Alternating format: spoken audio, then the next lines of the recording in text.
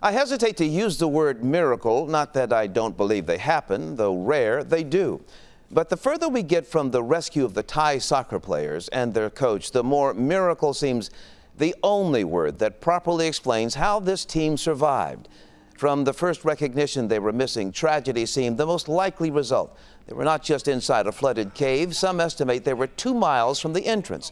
The rainy season had started. The cave passages not just tiny with water in some sections high. A few of the most petite spaces were completely underwater, and at least some of the boys could not swim. Nature itself, it seemed, doomed them. Most thought them dead or dying when, days into the search, divers came upon the boys, their coach, huddled in a small space, inquiring about food.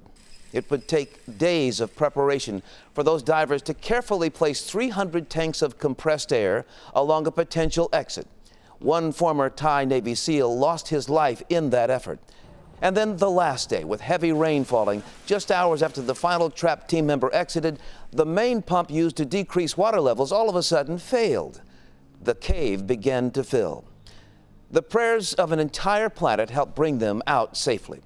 Yeah, miracle is not a word to be thrown around lightly, but in this case, it is the right word. You can comment on Facebook. Look for WFAA.